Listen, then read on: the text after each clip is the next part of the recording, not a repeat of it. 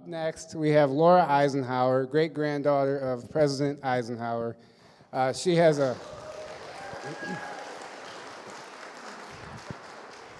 Talk about somebody truly on her mission. This is her life's journey. She's made it a point to disclose this information and truly bring the dark to light. Without further ado, Laura Eisenhower.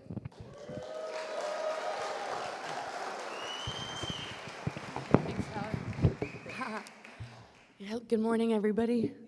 It's so amazing to be here. And just thank you so much, Tyler and Aaron, Journey to Truth podcast, and everybody who's shown up, and just all the amazing friends and colleagues. I mean, this is just amazing because, I mean, just the name Secret Space Conference, this is stuff that we weren't supposed to know and find out about.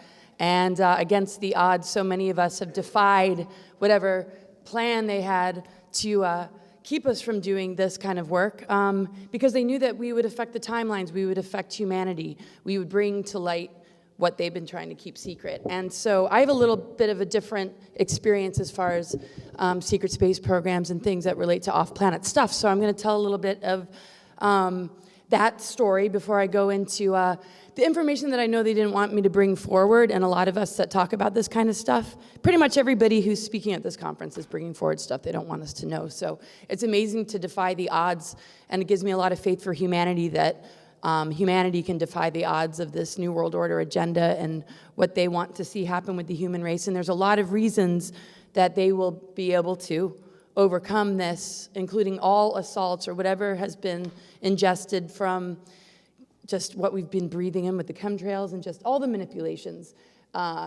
People on the front lines that have gone through these experiences really proved that there's nothing that we cannot overcome and heal from. The power of the human spirit is everything, and it's the greatest strength. So anyway, this is kind of my weird bio. It's like, geez, life experience, right? It's like, that's plenty, gave me plenty of information to work with, just like, whoa. Soul journey, just really just tapping into that, living as close and as much on a soul level as possible, really avoiding sort of the personality matrix and a lot of the programmings, and really seeing through it growing up, because mission energy really got downloaded pretty quick. You know, because I was just kind of looking around like, you know, how did I end up in this family, the Eisenhower family? And Eisenhower's constantly like kind of visiting with me, and just, it was just very surreal. So a lot of stuff came in real fast. So there was just a lot of realizations and epiphanies, like, oh yeah, you know. It's like, I was always kind of called like spacey, but people don't realize like when I'm spacing out, I'm like working really hard. You know, I'm like, you know, I'm busy up here, right? You might think I'm like spacey, but so just a lot of realizations and epiphanies. And then when I ended up going off to school, I went into wilderness expedition leadership, and that was like everything. That really just helped ground me. It really helped me to just tune into the earth and energies and how energies work, and just the interaction with animals and just the elements and everything about group dynamics and just being in extreme temperatures and situations. One of it was like 30 below, building little snow forts and being like so in the heart of the wilderness that like if you were to get injured, it'd be like a week and a half of just walking out. Or maybe having to call a helicopter. So that was really cool. But sometimes I'm like, oh my God, like it's so freaking cold. Like, what am I doing? Yeah, whistleblower testimony and research, just connecting dots. First sort of whistleblower that I met when I first came out in 2010, but I was in actually communication with people like Michael Salla right after the Mars recruitment. But one of the first individuals was Andrew Bishago and Alfred Lambermont Weber. But I started communicating back in 2006. Michael Salla called me on the phone when he found out about my story. And I'm like living on this golf course in a rental. Like, I never really live on golf courses, but I just remember pacing around, talking really fast, and just being like, oh my God, like, because I was still trying to get out of the situation. And it's just amazing, you know, all the experiences I've had with, you know, him and everybody just over the years, like all we've experienced together just at these conferences and meeting amazing people. Like, your support and love is everything. It's just so surreal and just so heartwarming. So I really appreciate all that. And so, yeah, just cosmic mythology, just going into archetypes, astrology, tarot, I've always used in the I Ching. Some say I Ching, I Ching. I pretty much memorized in high school. Like, I did so much. Like, there are hexagrams all over. My mom's like, what is going on? Like, what are all these lines? And on all these pieces of paper. And I did it so much that I literally didn't even have to refer to the book. And there's like 64 hexagrams. The book is really thick. but it just helped guide me, and I just wasn't really paying attention in school. I appreciated some of it, but I just kind of like became self-educated and just entered my own little world. Some of my information comes from Ascension Glossary, and this is sort of an older thing, and it's not updated, but Ashiana Dhyan and Keylontic Science. When I came across that information, I was just like, yes. I mean, it just matched a lot of what was coming through, and I've formed a really profound relationship with Lisa Renee over the years, and it's just been amazing to get to know her and just really be able to like talk and work a lot of this kind of stuff out. So anyway, that's kind of the beginning of just stuff, but this is just a few bullet points just to kind of go into maybe some stuff about childhood, pre-targeting before birth. And some of it I can't prove, but this is some of the stuff that was shared to me, meeting people along the way. Like Andrew Bashago, he's like, oh yeah, they were talking about you in 1972. I was born in 73. I'm like, okay, a year before I was born. They're like, oh yeah. With the use of some of this technology. I mean, he was a child participant in the time travel programs in Project Pegasus. And what I was finding out about was looking glass technologies and how they use looking glass technologies to locate me in a past life. And I'll get into that in just a little bit, but there was some sort of pre-targeting before birth. They were talking about me in 72 and my affiliation or connection with Andrew Bashago, who thought he was going to be president and I was going to run as vice president. That hasn't quite worked out, and I don't know if it really will. I just know that we all have a leadership role, and I don't know about doing it through that arena. So, yeah, I don't know about all that. But, I mean, I just feel like we're just a force. We're a unified group, and we all have particular amazing, roles, and we get to connect the dots together and be a part of this greater conversation. And sometimes one has to sort of upgrade maybe the information that they thought might be close to truth, and it's really important to be flexible. And so I've learned a lot along the way, particularly about Eisenhower's administration, and I really feel that's the reason I incarnated into this family, to express things that couldn't be expressed back then. And the amount of disinformation is just staggering. And there was stuff that I was sharing over the years, knowing that it didn't feel like complete and total truth, but I never stopped digging, that have to do with Eisenhower's relationship with extraterrestrials and things that happened during his administration. So there's a lot of updates on all that. And kind of take what resonates, leave the rest. There's no way to solidly prove it all, but it makes more sense than anything else, on top of other people that have stated similar things. So we work really close, and I know Val Thor is there. There's a quote from Elena's book of a message he sent to her to send to me, and I'm going to share it, and it's just kind of really surreal. I'm like, seriously? Val Thor said that? Yeah, so, sometimes I'm just screaming out to the sky, we just have a one-on-one and a little bit more of a, and then I kind of get the down we're here, but if we have too much contact or communication, you might get really homesick and it might just be too difficult, or I'm like, okay, whatever, it's fine. I feel them there. But I love this earth, and this is why I refuse to go to Mars. And they presented it to me in a very different way than other people that have been pulled into projects and different things. But I did have a hidden weaponry on me since I was born, really.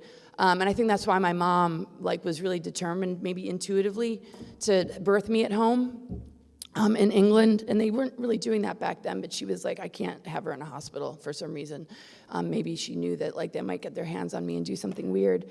And so that was kind of interesting. And then, I always felt this hidden weapon, but you can't really talk to people about it because people weren't coming together addressing these kind of things. So every time I tried to share, it just fell on deaf ears, and I was always interrupted. That's why it's so surreal to talk, probably why I talk fast, because I can't believe I'm not being interrupted and being shut up. It's what? People are listening.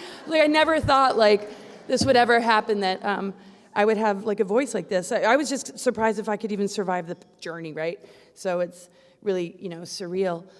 And but I couldn't really express this kind of stuff and everything coming through. And that's not a criticism towards, family or friends. It's just, this is just stuff that doesn't make much sense. But I did end up going to a clairvoyant institute, and I stumbled upon it. It wasn't really my intent to go, but they helped me to understand. They could see what was going on about the hidden weaponry and the targeting and things that I was like, wow, okay, somebody's validating this. And because before it was okay, I'll just lead sort of a double life. I can't really express it, but I'm never going to stop doing this. It's like, even if I wanted to, there's no vacation, really. I mean, it just never stops, and I'm sure a lot of you can relate.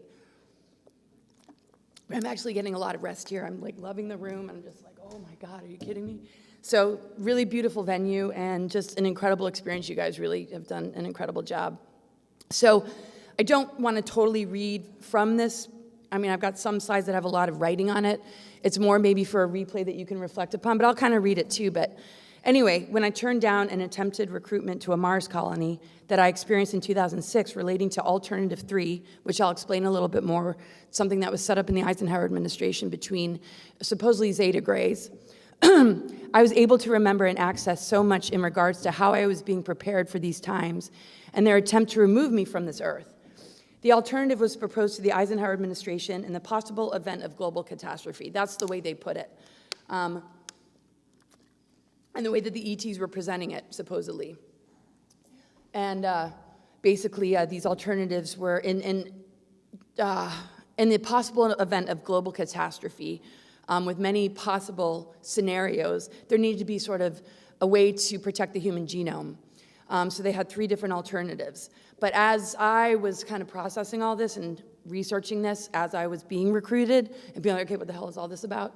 My intuition just kept telling me, this is like a facade. We talk a lot about psyops and false flags. I'm like, if there was going to be a catastrophe, more than likely it's engineered based in the use of dark technologies, geoengineering, the ability to create superstorms, and artificial timelines and this and that.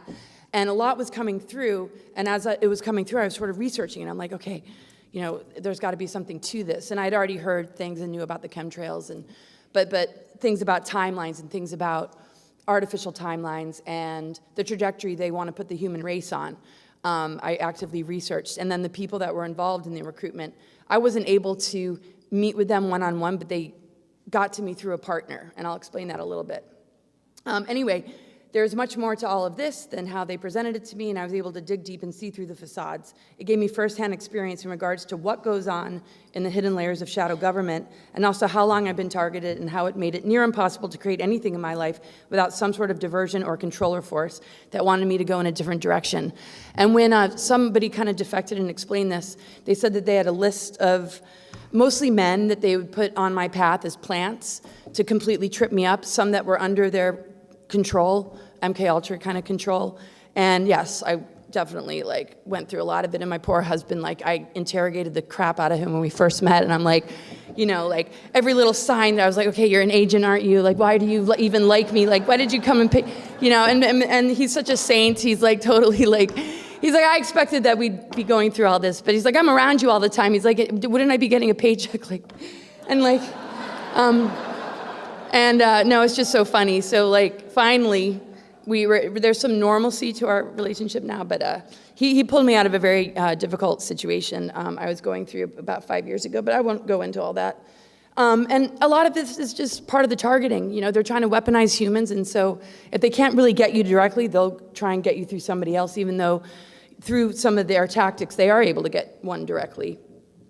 Anyway, so I haven't had secret space program experiences like a lot of the guests here, maybe in previous lifetimes, or maybe there has been, I feel like there's an aspect of that to my life journey, but this particular incarnation was a little bit different. It was about being a permanent colonist. And the more I found out about it, the more I feel it was a really good idea, no matter how they presented it to me, to absolutely refuse to go. And it wasn't oh yeah, I refuse to go. They're like, okay, yeah, see you. No. It was refusing to go. They're like, well, we're going to take you anyway. And basically, that's what my partner said. But he would flip into different, this is where I really started to learn about, alters, because he would get phone calls and disappear for days and not remember anything. And there were times where he would be in a particular persona, and he would undo all the electrical equipment and the batteries in our phones to be able to share stuff with me, and then put all the batteries and stuff back, and then absolutely deny he said anything. He said, there's cameras all over the place. They're listening to everything. But then he would flip and be like, I never said any of that. And I'm like, what am I dealing with here? So I bought a bunch of rare earth magnets, and I'm trying to stick them in certain places on his body. He's like, what are you doing? And I'm trying to deactivate whatever, you're listening to, because his whole thing is they put him on sort of he was going to be the person that was going to lead this Mars recruitment. And he was having artificial telepathy with some sort of race that he called the patrons. And I know that there's a lot of legit contact experiences and channeling, but I just knew it was artificial and that the people that he was dealing with were behind this. And so, anyway, real quick, alternatives 1, 2, and 3 are 3 agendas recommended by Jason Society scholars and are related to different scenarios to prevent a possible future doomsday that is more than likely induced and not natural. HARP technologies and weather modification can control weather and induce superstorms. So I kind of went into that and kind of revisiting. In 2006, they attempted to recruit me, but this was starting in childhood, even before childhood. So the attempted recruitment was when I basically gave up. I couldn't create anything. I'm like, what is going on? And sort of feeling like, Tony, like, I'm just cursed. Like, what have I done? Like, you know, is this, like, I feel just like this constant force on me, no matter what I try and create. Then I'm like, all right, I'm just letting it go. And wherever that controller force wants me, I'm just going to follow it and just go. And that's when all this started to unfold and everything fell into place to put me in this position, because that's where they wanted to kind of guide me. So I was in California trying to raise my kids pretty much on my own. Long story about their dad, but I was just like, even working a lot of energy at this clairvoyant institute, you know, grounding, clearing energy, you know, having, you know, people like kind of help me through it. Nothing worked. Then I'm like, all right, let's have a showdown here. Take me to whatever this energy is. Then I ended up at the basement of my mom's house outside of DC. And I was just kind of like online, just kind of like, you know, writing and just kind of figuring stuff out. And then I just felt drawn to go to this little festival in Charlottesville, Virginia. And this man approached me, and I was just like kind of sitting around and kind of playing my drums and just like, oh yeah, I haven't been out and you know, with people for a long time. And this man sits next to me and he's so familiar, and I'm like, whoa, you know, I know that dude. The affinity was like right away, but he wasn't like overly like kind of pushing himself on me. We just formed a friendship. We stayed up all night. We're just talking, and he's like, I'm like, wow, you know, he's like, well, you know, you live outside of DC. He goes, I go to meetings in DC all the time, so I'll come by and visit you. So we kind of started seeing each other. Then he told me more about the meetings. And the meetings were with this particular group that I'll share a little bit about. And this was all about going to Mars. So they couldn't really present it to me in a way like, you're going no matter what.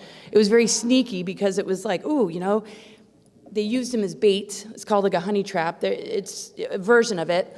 And they're like, well, you know, if she falls in love with him, she'll totally go to Mars, you know, because she's a Libra, and she's all about relationships and sacred union.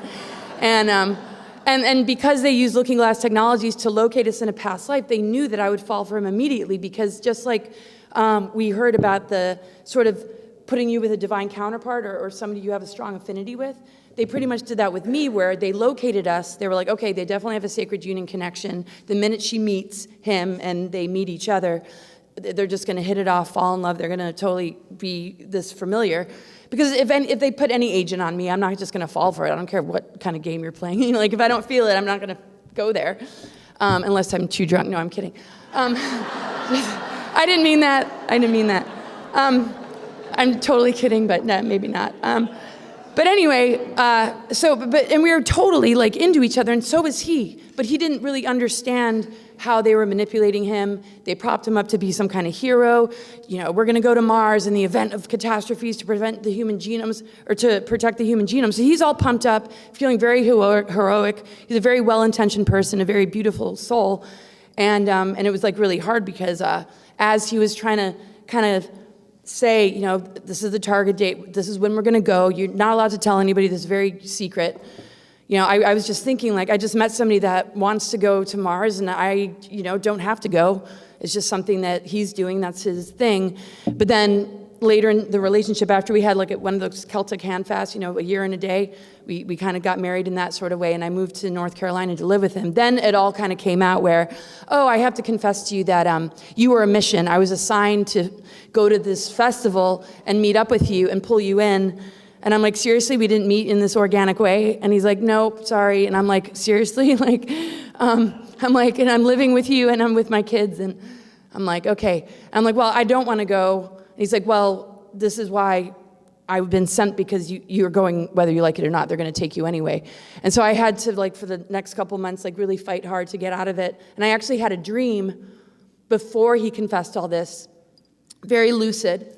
I was being taken up on the ship, and I was being taken up by chains out of the ocean, and I was in the ocean. I could feel the water, and so I get taken up, and I'm in the ship, and there's like agents are kind of like wearing black. They have the little microphone thing, And this voice from the sky, I have these dreams where there's a voice from the sky, you have a choice. Do you want to go with them or you want to stay on Earth? I'm like, I want to stay on Earth. They're like, well, he's not going to join you. And this was before I really knew that he was sent to, come get me. So I made the choice, and I fall out of the ship, and I land back in the water. And I'm like, well, I got to go back and get him. So I try and shoot up into the sky, and there's lightning and thunder, and I land back into the water. And I'm like, man, okay, like he's up there, and I'm down here. And it was like there was no way to access him. And then the sky spoke again and said, you made the right choice. And all of a sudden, these planetary alignments happened, like everything kind of lit up, and I swam to shore. Even though I was alone, it was like, you made the right choice. Then I wake up, I'm like, I gotta tell you this crazy dream I had. And then I told him, he's like, you shouldn't have told me that. And like everything started to really unwind because they kind of knew I was onto them. They knew that I wasn't gonna go. They knew I was starting to do research. I took the names of everybody he was talking to that I wasn't able to talk to directly. And there's some names that people know of, like Hal Puthoff, a physicist in Austin, Texas, I believe. John Alexander, who is connected to this kind of weaponry. I can't remember the name that went along with it, but this was a group called the Aviary. The Aviary, they all had cover occupations, and it took me weeks to find evidence that supported this intuitive feeling I had, that not only had this agenda been infiltrated, but there was mass manipulation going on, and my partner was being used in mind control to act as bait to pull me in. And they wanted him there too, but they really pulled him in, and he was having, military abductions. He was constantly bleeding, out of every orifice. I mean, it was just really bad, and I'm just kind of what's happening? He's just constantly being taken. And, but I realized this was more a my lab thing. And if you look at this particular website, artificialtelepathy.blogspot.com, this didn't come out till 2010, but it confirmed everything that I felt. Because I couldn't find any information on them. I finally did through Paul Benowitz, I think his name is. He had some sort of case where he had dealt with these guys. And under this website, it says they're gang stalkers, they use psychotronic weaponry, and they do my lab, and they're just really, really dark. But you couldn't really find anything. I had to search and search and search for weeks. I'm like, I'm gonna find something out on these guys. And they all had code names. So the Aviary is a collection of strange birds, a group of key scientists, military men, and intelligence agents who share an intense interest in UFOs, telepathy, remote viewing, parapsychology, mind control, and the creation of psychotronic weapons. They are known to be connected with my labs, gang stalking, and major harassment. This website didn't come out till years after I broke free from it. But when I finally found some things that they tried to destroy, because you couldn't find any information, and it was through somebody else's testimony, I was like, yes. And I knew they had their hands on alien technology. They're connected to MJ-12. They're like a branch of it. But on the cover or outside, they look like just investigators, and they have something called the Weird Desk, where people kind of get in touch with them, and they share their UFO or abduction stories, and they act like they're interested. So with my partner, they actually invited him to be a part of the Aviary, and they gave him a code name. One was Salmon in the aquarium, and the other one was Golden Eagle in the Aviary. So they all had code names, right? So, and when they're talking to each other, it's just and I joke about this kind of redundantly, but they're all calling each other their code names. So there's Owl, there's Penguin, there's all this stuff, and I'm in a freaking Batman movie, and there's gonna be credits at the end of the day, what is going on here? It's just and one kind of defected and helped me through. His name is Dan Smith, and he's got quite a story, but some of it was well-intentioned. They had this core story thing. They felt like this is what they really had to do, but of course there were dark players behind it that were really controlling everything, that were implanted in that particular group. But I only was able to really deal with him. They didn't want to talk to me, and when I demanded to be listened to, because I wanted to convince him to stay on Earth with me. I'm like, they're trying to control you. Even his friend picked up on it. You're turning almost robotic. We tried to get him out of it. I'm like, you need to stay on Earth with me, and he just wasn't believing it or having it. And and then eventually I really ruined their plans. People started to get killed too. It was really, really pretty scary.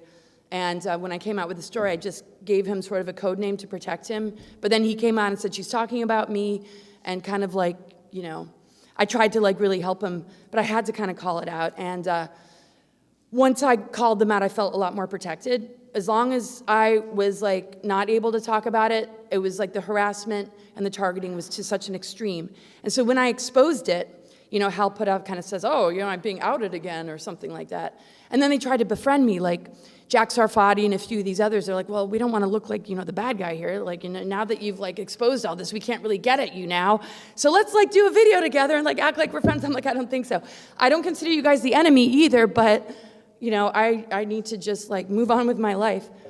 And so, they just try and get at me in other ways, just like the whole human race is targeted. We all have our experiences. Anybody who's willing to speak truth, we deal with all that. But they never scared me, and I would tell them, like I even have the email saved where I'm just like, even if you do kill me, I'll come back more pissed off next time around. And it's just like, you can't, I'm like, I have no like fear of death. And they're like, why isn't she scared of us? I'm like, you're just a bunch of weak patriarchal cowards. And they're just like, oh shit, we totally thought we could get her through like love and this guy. And even though I was like really bummed out that like him and I didn't end up together, it was just like, and when I say patriarchal, I'm not just talking about the male species at all. It's a program, it's affected both men and women, but it's very much what they are explaining to me, at least the defector of this agenda. They didn't expect the mother energy to return, and that's returned through all our hearts and souls. It has a lot to do with cosmic and earthly events, but we all have that within us. And they didn't expect that we would wake up to that or that this energy would be grounded again in the earth. So I'll go into it. I don't really want to read this word for word, but basically my mission is related to freeing us from the captivity that we are born into and by a guardian activator. Oh, and like just sort of act as with the guardians as an activator of our divine template. We can only live as examples and inspire by doing the work ourselves. The greater mission was something I was being prepared for. It was greatly activated by my relationship with Ike and my love of nature and deep sensitivity to the programmings and distortions. There was always a deep urgency I was feeling and what part I was to play, both relating to strategies regarding timelines and the deeper soul journey that is more kind of mythical. Because on a soul level, these archetypes are a part of us, but we're scriptwriters of where these myths go. So anyway, I learned about the deeper layers of the military-industrial complex through the recruitment to Mars, and of course, all the amazing individuals that I've met that are here. My focus has been my deeper soul journey and shedding layer upon layer to live as my true, authentic self. Even if I'm not doing okay and struggling, I would rather be honest and inspire us all to embrace this healing path than pretend everything is going great and I'm just fine. So that's why you kind of hear me a lot, or like, the Lord doesn't seem okay. I delete some of those videos and interviews, but it's not easy. This path is not easy, and it's really hard to witness, friends and family that want nothing to do with this, and just to maintain the love frequency no matter what in the face of that, and know that there's not really a right or wrong decision, kind of dropping that sort of dualistic perception, even if we know there's dangers. But I just know, being inspired by folks like Tony and Johann Fritz, the list is so long. I really feel there's nothing we can't overcome. And this particular window period, called an ascension window period, that is defined very differently by people. There's a quality to this particular window period that I feel can neutralize these weapons and release all that this weaponry has done to the human nervous system and the mind, and there's a way to overcome it and alchemize it. And so years ago, when I didn't really know I was going to be a public person, I don't know. I just knew that just this stuff has to come out. I'm like, well, I don't know what I am. Everybody's like, I'm a this, I'm a that. I'm like, I'm a global alchemist. We're all global alchemists. So it's so funny, being introduced as Laura's a global alchemist. I'm like, oh my God, that actually stuck. Okay. But it is just turning the lead of this human experience into gold, and then seeing all the backup and validation that's happening on a cosmic and earthly level connected to the planetary alignments. It's just been reinforced yes. It's not just some hopeful thing. It actually is happening. And I'm going to go into that a little bit because I know that's what they don't want us to know. It's why would they want me to be off planet? And I think it has a lot to do with wanting to ground this energy, doing the grid work, working with people, activating this stuff, staying really devoted and very true to this path to really help that correction and that healing of the Sophionic body, which is Mother Earth, and understanding the galactic history behind how this Earth became Earth. And I go into that in other presentations. I'm not going to go too deep into all that, but anyway, my focus has been on connecting the dots on all levels and exposing anything under the sun that I possibly can.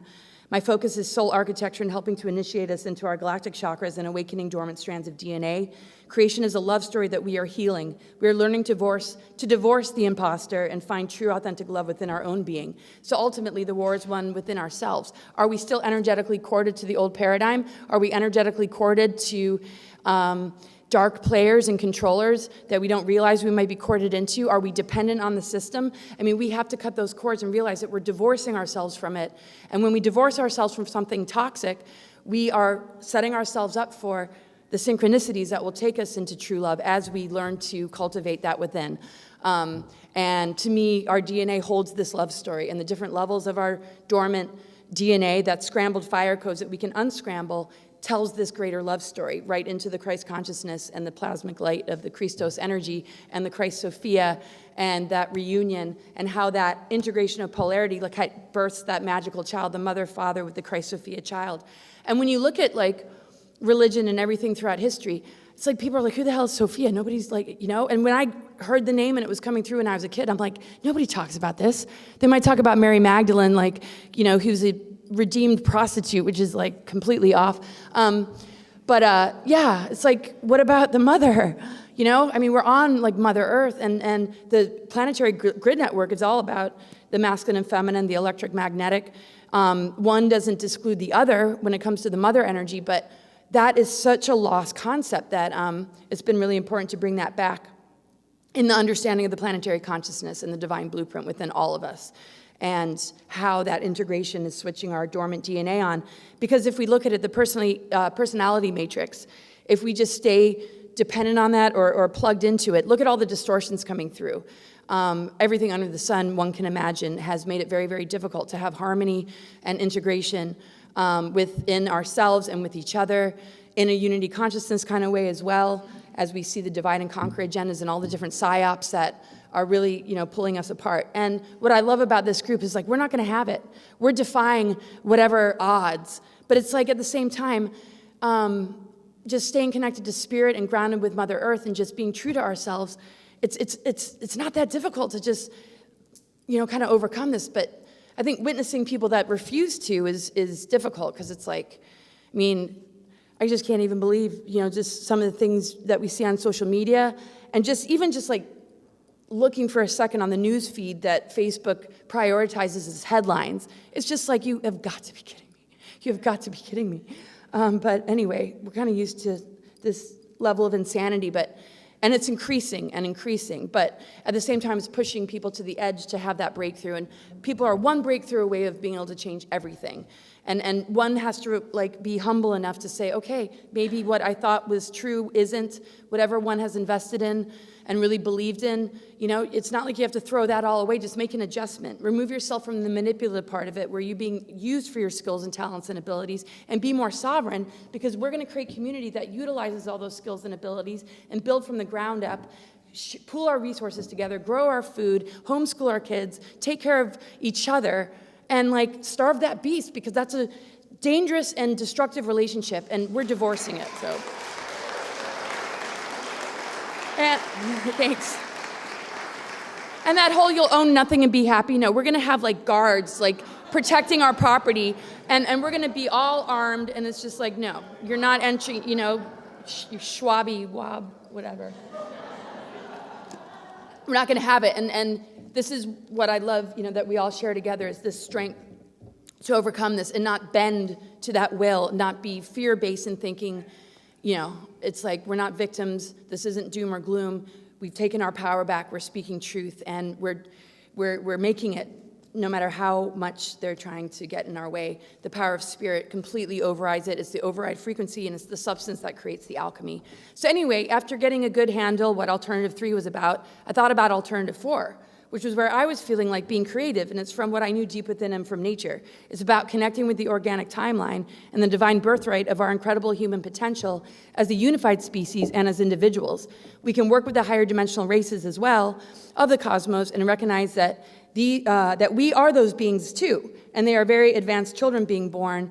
And we come into this human vessel, but these higher dimensional levels and galactic chakras and dormant DNA connects on a frequency vibratory level with a lot of these guardian groups and a lot of the more benevolent beings. And that's why we have to locate it within and really switch it on, because they're not going to come and save us, but if we can meet them like on a frequency resonance level, we realize how much is there supporting us. Just like our immune system, we have to take care of it, we have to support it. If we just trash ourselves constantly, it's not really going to be able to show up for us, but it's always there. Spirit's always there, but we can turn the other way, and it'll constantly remind us, like, hello, I'm here. So you kind of get my point, but yeah. So anyway, during this window period we are in, we have an incredible opportunity to achieve ascension, which to me is just human advancement, blossoming of our consciousness, our ability to switch on dormant abilities. And anyway, there's much that we are still up against that we have to be aware of so that we can cross the threshold and begin to shift this human experience. The Venus transit is what my path is all about, understanding and the return of the sacred union of the divine masculine and feminine, the Christ-Sophia, which is a personal initiation that all the planets and all the alignments are assisting us with. And because they have knowledge of the occult, and they want to keep us from that information by saying it's a pseudoscience or like trying to just kind of like push us away from this information or new age bullshit. I mean, there is a lot of new age bullshit, don't get me wrong, but you know what I mean. Like,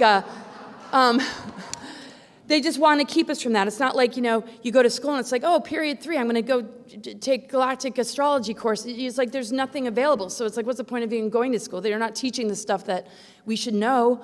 And I was talking to the tax people too. I'm like, you guys told me I was dyslexic and I had learning disabilities, so how do you think I'm going to freaking figure out how to do my taxes? I was dropped on my head. I have like all sorts of like, inabilities to do this. Can I plead insanity? Like, they're like, oh my God.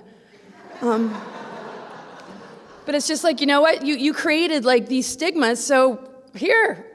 I don't know how to do this. I can't read correctly, so sorry. But anyway, hopefully that'll work out.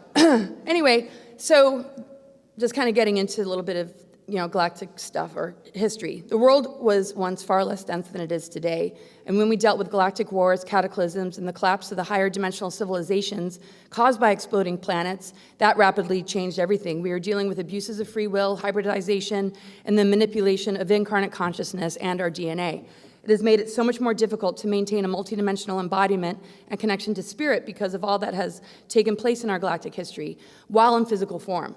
And this profound window period, we have the opportunity to return to these higher planes of existence and really like lighten the heavy density. And that's part of like the lead into gold, which has a lot to do with Saturn. I'll get into that. Anyway, during the Atlantean cataclysm about 26,000 to 30,000 years ago, this is when the planetary stargates, the planetary grids, and ley lines became controlled by the negative alien races, such as the reptilians, the Anunnaki, Nephilim, the Alpha Draconis, Orion group, Zetas, Greys, and some Nordics. Okay, so this is like Keylontic science, sort of Lisa Renee material, and this makes total sense to me. It matches with so much other stuff, and I don't question what they have to share, but I never like fully, I like to connect dots and not fully immerse myself in any one thing either, but it's like, because our DNA and our chakras are connected to the planetary grid network, it only makes sense that there was this overlay on the organic circuitry of Gaia, and the history really makes sense. And my book's coming out soon. I get into all of it. And hopefully it'll be out by the end of the year or beginning of next year. And I'll keep my website updated about all that. But yeah, I mean, when Tiamat exploded, it was considered the dragon queen, a Sophionic planet. And when that exploded, that whole idea of Achamoth and the Baphomet and the reversal mother energies came out of that trauma and embedded itself into the planet to the point where they were harnessing that energy and using that as satanic ritual abuse to keep harvesting and using the mother womb energy and turning it into kind of like a hell that they kind of like, they're kind of like the dark lords that like, hoard all the wealth and all the power and kind of like try and make us experience sort of like a hellish experience on Earth. So the whole idea of this plutonic energy that I'll be talking about and going into the dark night of the soul and into the underworld is to return it to the creative cauldron and the mother womb and kind of like move through a lot of those mythologies where you hear about like Inanna going to the 7 gates of hell, Persephone getting abducted by Hades, and the Magdalene energy that had to expel all this stuff going into the 7 gates, 7 chakras, basically where you clear yourself from the gatekeepers. This was very much a part of what took place in ancient cultures, is this initiation. So these initiations are in front of us, but they're weaponizing it or trying to confuse us, causing us fear of death, trying to mask us and do all the symbolic stuff to really just like cut off our capacity to breathe in the breath of life, to get these activations, and to, go through the plutonic cycle, even though we've all gone through it multiple times in our life, but as a collective, go through that initiation. They're completely like, okay, this is the perfect time to pull out this particular card, cause everybody fear about a virus, and I'll kind of get into that more. But anyway, the control of the planetary grid network is also what generates artificial timelines, because basically all the false narratives, all the propaganda, all the mockingbird kind of stuff, all the intelligence that they have when it, about human psychology so that they can create constant psyops, is part of that harvesting energy where we give our power away and they're able to battery up and keep these artificial timelines alive, but it goes like way back in our history. And there's so much information in regards to that. But anyway, mass biological and mind control devices exist well beyond the technology of implanting tiny physical chips into humans, which accompanied many of the abductions by the Greys and non-benevolent Zetas, and also are an impending application of such electronic devices by the one world government to the population. Even brain signatures radiated by government HARP and Gwen towers are relatively superficial compared with ancient existing global grid systems, which can be used for manipulating the evolution of all life on the planet, including the planet's evolution itself. So this is global grid systems and mass mind control. Noel Huntley, PhD, talks about this, and it just lines up with everything else about planetary grid network manipulation. They actually unplugged certain parts of it. The Albion and Cathar body near Glastonbury, where the masculine and feminine electromagnetic energy is supposed to connect. They've unplugged that. That whole circulation's been thrown off. The dodecahedron platonic solid was put in reversal. And the symbology of the inverted pentagram is sort of like the ether going into the ground. And that's fine because we did come into physical matter, but it has to be flipped back up so that we can reconnect with the ether. And I'll get into like the corrections that have taken place. But basically all that symbology has to do with the contamination of the elements that the 4 points of the star represent: earth, air, fire, water. Without access to the ether, the contamination and pollution and toxicity gets to be too much to the point where we're dealing with a humanity that has an epidemic of cancers and neurological diseases, autoimmune disease. We're a struggling humanity, no doubt, right? And if we were connected to truth and not like some of the mind control, that truth frequency would inform the body of like how to maintain health. So we're all figuring that out, deprogramming and finding empowerment in our health and our food choices and the help of herbs and stones and crystals and just like being real with ourselves to understand, okay, what ancestral pattern, what programming, what wound or trauma do I need to release? Not just because of maybe the mind control part of it, because I think we're all pretty darn clear when it comes to that, but just some of the stuff that keeps us looping, and that maybe keeps our frequency in a place that keeps feeding into that. So I know we've all been through an incredible journey when it comes to maintaining health and wellness, especially with being targeted and all that kind of stuff. But anyway, we all know about this, but this is just in tandem with the manipulation of the planetary grid network. The ruling elite have devised chemtrails as a means of covertly microchipping us all in order to create antennas inside of us via nanotechnology so as to make us totally controllable via a psycho-civilized, electrically mind-controlled society. Using HARP microwave antennas, the National Security Agency can establish a seamless computer link direct to our brains. But first they're using chemtrails to get the nanoparticles into us, which are reassembling in our bodies to form the antennas. And okay, so we know like there's certain other ways to get that into our bodies, GMOs, our water being contaminated, everything that, we're hearing about with, even the spike protein. I won't get into all that. But it's sort of like when you're not in the programming or the mind control part of it, we can de-weaponize all this. If it was just enough to blast us with weapons and put this stuff in our food and in our air and in our bodies, they wouldn't bother with the propaganda. They'd be like, we don't need that because we're filling them up with all this crap. So we don't need to worry about fake news or distortions in Hollywood or having monarch program people be in these influential positions to socially engineer society. We wouldn't need all the manipulation and aspects of the medical industry. Of course, it's not all bad. We wouldn't need these weird government puppets if it was just enough to blast us with all this. They need us to buy into the social engineering and mind control for the weapons to even work. So the minute our frequency is beyond it, the body gets spiritualized, it recognizes it as foreign because the mind's not playing into it, the brain computer is not agreeing to it, the body's just like, gets rid of it.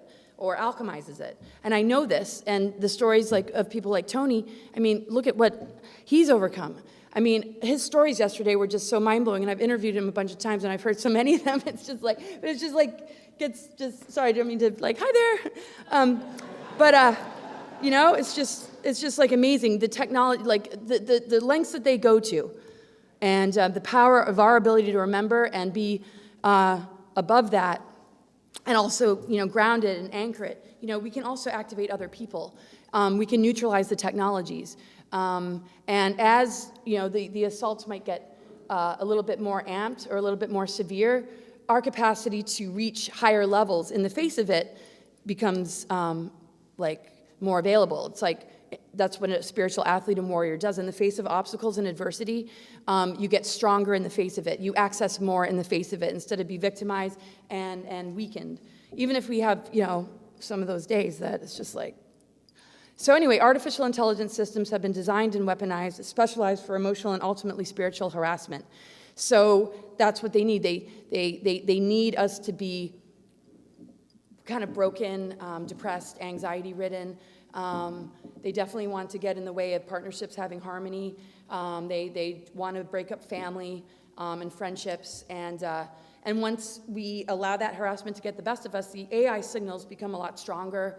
And we sometimes get linked into that, where the false solutions, the problem, reaction, solution kind of brings people in okay, that's going to solve it. Something outside of myself is going to solve it.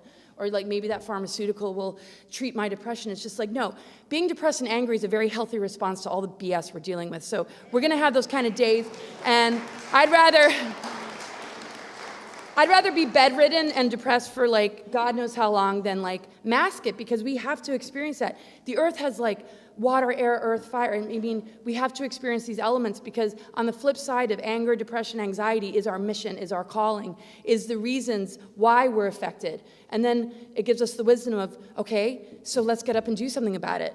Whatever we're depressed about, we're meant to stand up and do something about it. Sort of nobody, we can't expect somebody outside of us to do it, but we can answer to it and understand it. I always say, interview it. What do you want? Why are you like this? And when I did that in some of my darker years, it unveiled purpose and get up and do it, because if you don't, you're just going to be miserable. And even the anxiety, which, I still struggle with, but, just, of course, I mean, it's hard not to get bummed out about a lot of what we're seeing, but our call to action is the flip side of a lot of these harder emotions. And to me, the alchemical aspect of it is that we feel into it.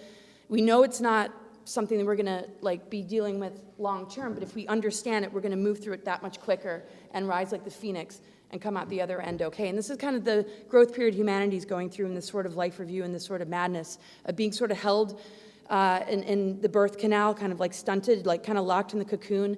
With that fear of death, you're afraid of the transformation. Death, rebirth, alchemy, and transformation are the properties of Pluto. So once people get over the fear of death part, then the transformational part can come in, and we can die multiple times in the same physical vessel and become more in self-mastery over all these tactics to just create that sort of paranoia.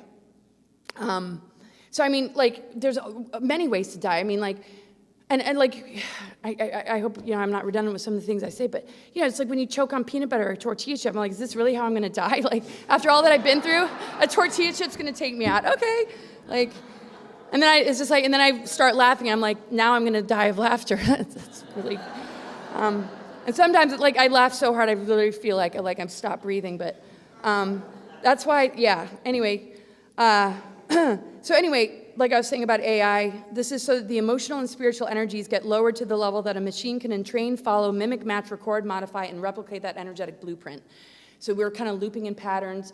We attract people that trigger those patterns, and we're kind of in this, loop. And that's where the AI really has a grip, because it's artificial intelligence. Nothing really to fear, because if it's artificial, there's divine wisdom and intelligence that we can switch on in the face of it and defy those moments where we might feel like it's putting its hooks in us. So anyway, if our consciousness is above this and not in the programming, we aren't as impacted. And to me, it's we're gardeners of our own soul. We have to yank weeds. We have to do daily maintenance. We have to do that in our own kitchens. If we don't clean up after a meal and we just leave it all on the counter, we're going to attract germs and mice and rats and roaches and all sorts of stuff. We know that, okay, I made a meal, clean it up so I can make the next meal. So we have to do that with our minds, our brains, our emotions constantly and realize, okay, if we're overloaded or we took on too much or we're falling into a weird patterning, like we just have to do the maintenance. Some kind of new age BS, I think, it's just you reach a state of enlightenment and then you stay there and remain there. And if you slip, it's like, oh, you're not really on your spiritual path anymore. It's just like, anyway, I'm not going to put down anything like that. But it's just, to me, and maybe that's not other people's truth. I don't have the ultimate truth. But I think there's sort of a danger in some of that. And we become hard on ourselves. And when we do slip into sort of negative emotions, and this is their tactic, and I'll get into that as far as the spiritual attacks that happen once we start to get above the 7 chakras. But anyway, this is there's the artificial tree of life, 10-base distortion. It's draconian. That has been overlaid on the planetary grid network, the artificial tree of life. That's part of all these reversals and disconnects. And then there's the true organic timeline, which gives us access to our 12-strand DNA. The 12 tribes, the 12 stargates is all connected with this. The 13th gate, which connects us with the core diamond heart within the planet, where the location is Uluru, Australia. That's what the grid work and the healing has been all about, and also recovering our divine template. When we're in the 10D-based distortion, we're digressing, we're feeding a vampiric system, and it's the phantom matrix overlay and the AI timelines. So some of these things just need, correction. If you find that you have a picture of the tree of life and it has 10 spheres, don't worry. Just because that symbology might be in your life, it doesn't mean you're being controlled by it. But it's just like, just draw 2 more spheres. And it's like the 12 sphere, our 12-strand DNA. And because if you Google the tree of life, you'll find that a lot of the blueprints that they sell or that they have are based in the 10 sphere, which means that 2 of the gateways, stargates, are blocked, which keeps us from that greater consciousness. But we can override it. Jermaine's going to really be getting into that, which is going to be awesome. And there's so much more, to all of that. So, the symbols don't control us, but they are symbolic. They have a subliminal effect on people. But those that are awakened, we can create those corrections in our head and in our minds and relate to a patterning and actually, maybe, do repair work. And that's what doing grid work is all about. So, yeah. Okay. And so that, this is from Ascension Glossary. This is where I got this particular picture. And I just really, it's amazing when you think about it, because the draconian energy compromised their DNA on purpose. They can't have direct connect to source energy because of it. They blocked the ability for anybody to come in and heal their bloodlines. And even one of the reasons these dark technologies were put in place, because there was rebellion towards the attempted healing of those bloodlines as well. So it doesn't matter positive or negative blood. It's also related to the positive charge of the magnetic and electrical energies. And that's why unity consciousness is important. When we put the positive and negative together, we all have different blood types, right? When we put that together, we're integrating this stuff. And the root races, the 7 root races and 5 cloister races add to 12, that over the course of time, the root races would come together. We'd help switch each other's DNA on. But this is why there's Holocaust and genocide, because they don't want that. When a particular root race comes in or comes into like greater power, it's like usually that's when they're about ready to wipe out a whole race. Now they're looking to depopulate and kind of wipe us all out, but yeah. So anyway, descending hub, low frequency, it's unstable, makes one vulnerable. And when we talk about bifurcation, I don't know how to really visualize it, but what I see is sort of a splitting, but a bridge between the 2 timelines, because a lot of people that are in service that still want to help and assist, that aren't just going to be like, oh, we're bifurcating away, see ya. There's going to be a lot of people that have an agreement to still kind of interact and stay close to this bifurcating timeline, maybe as a spirit guide, maybe as some kind of source of helping that person to recover once they're like, okay, wow, I feel like I'm losing my soul. We're going to be able to find great tools and modalities, they already exist, to help people recover from these assaults. And I think a lot of people have a commitment to do anything it takes. I'm trying to create a healing center and a way to help with the damage from a lot of this. Yeah, so I just see more of a bridge. Some people will move on because it's time. Others might not. But to each their own, there's no right or wrong move at all, as long as you're being true to yourself. We all have our agreements, our past lives, and just, when enough is enough kind of deal. And I'm sure like many mornings we wake up like, freaking enough already. But then it's like, okay. So this is the full tree of life. If you see it broken up into, you got the 3D, 1, 2, 3. That's where they want to keep us in sort of the 3D thinking. That's the personality matrix. When the personality matrix is open to the rest, then the personality nature, the third chakra, is able to bring in spirit energy and soul energy, so that the personality really holds that as a frequency. Like when we meet each other, we feel that soul connection and familiarity. Some people are like, oh, hi. I'm like, oh, yeah. Like, when was the last time I saw you? Like, I haven't never met you. I'm like, oh, my God, you're so familiar. We're accessing each other on a deep level because we're all much soul-centered, right? And we just have this ability to kind of meet each other but access something much deeper than just an engineered personality. So anyway, we can go beyond 3D. This is not a 3D planet. That's just the program. When we talk about 5D, we're moving into the soul matrix, dimensions 4, 5, and 6. It relates to our throat chakra because this is where the power is. If we're spreading propaganda and narratives and mind viruses, then we're going to be expressing it. We're going to be sharing it with our friends and family. We're going to be expressing it, and it creates a sort of magic and an enabling of a future we don't want. It's kind of like a accidental sort of like magic of choosing words that aren't in alignment with truth. When we go into 5D, we have an empowered throat chakra. We're speaking truth. That truth frequency activates people, and we're able to really blossom into the rest of ourselves. So to me, the 5D has a lot to do with throat chakra and the fifth element, ether. When we are connected with that ether, it purifies all our chakras, particularly our throat, and we're able to speak on a level that inspires people, activates people, helps them to feel more like themselves, like they have permission to be themselves. That's when we're really in that 5D energy because we're soul-centered. And then it goes, on. It's just, beyond that, 7, 8, 9, 10, 11, 12. When we go into 7, 8, 9, we activate galactic chakras, and I'll show a little bit more about that. But the thing is, we jump around all the time as is. A lot of people are accessing the 12th dimension, 13th dimension, and working on maybe anchoring and grounding it. Like in any given day, we can pop up there. But it's like the physical body. We have to be consistent in really anchoring it and grounding it so that we can eventually figure out how to advance this human vessel. And eventually it's going to turn into a starship, Merkaba kind of thing. And we're just going to be like floating around just like, hey, It might take a while, but, I can see like that when we gather in the future that, we'll be showing up in our starships. And, but we all have like a different affinity depending on our astro charts, right? Whether we have more earth signs or maybe more, but we're helping each other share these energies so that we can rebuild the DNA architecture. And once we get to a certain place, the charts don't matter anymore because the whole idea of understanding the patterning and growing from it and finding how to breathe through the initiation and what's actually available, then we move into the 0-point unified field, and the patternings don't matter so much. So as an astrologer, I kind of look at it as a treasure map, and I want to help people find that treasure, that 0-point energy, that neutrality, and that ability to feel the whole zodiac. Because we're every element. We have all of it. We're just given a certain map or things to kind of work on and also bring to others to switch all this on, because we're helping each other switch this on. So unity consciousness isn't just like community and just love and but that's important so that we can switch each other on. We have no idea how much we're impacting each other. When we give each other hugs, we shake each other's hands, we look into each other's eyes, we all have a gift to give one another. We all have a purpose in that. So that's really amazing.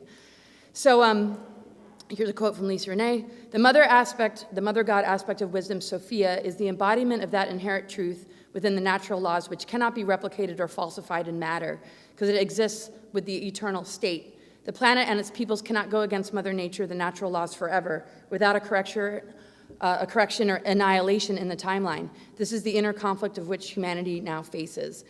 So, kind of like it expires, but they're using transhumanism and dark technology to have a life cycle. So they require us as a food source for that reason. Even if they want to depopulate part of the population, they really do require the use of this technology to have a life cycle. And to defy the death, to be able to jump timelines, use time travel technology and stuff to escape the whole death process. And that's why, adrenochrome and these rituals and all these different mechanisms they use in order to, stay alive and to stay in power and to stay the wealthy ones while they're trying to dumb us down and cause us to forget the most important thing, which is who we truly are. So our emotional body is linked magnetically to the earth, so humanity is now learning how to dispel all beliefs and behaviors that don't fit into the new paradigm. 0 point is the breaking point beyond which the insanity of the old timeline will no longer be able to survive. So when we just do that within ourselves and find that zone, we don't have to really worry about like, oh, are we on a negative timeline? Or are we at the mercy of the unawakened humanity that's like really just, if they don't like figure it out, are we all screwed? I don't see that or feel that, because what we access has a lot to do with what we manifest, and also the synchronicities and the things that we draw to us. That's why we're all here together, because there's nothing that was going to stop us. It doesn't even matter. I mean, the tires were slashed on the plane before I left. Who the hell slashed the tires? And they had to jack up the plane and change the tire. And I thought it was a flat tire, but then it was like going around everybody's talking about it. It's like, no, they slashed the tires. So it's just like, so what? We're a little bit delayed. And I'm just glad they didn't mess with like the mechanics. But, we all have stories of how difficult sometimes it is to get somewhere. But when we're in this certain synchronicity or frequency, I just feel like, there's no way anybody's going to stop us no matter what it takes. Even if, regardless,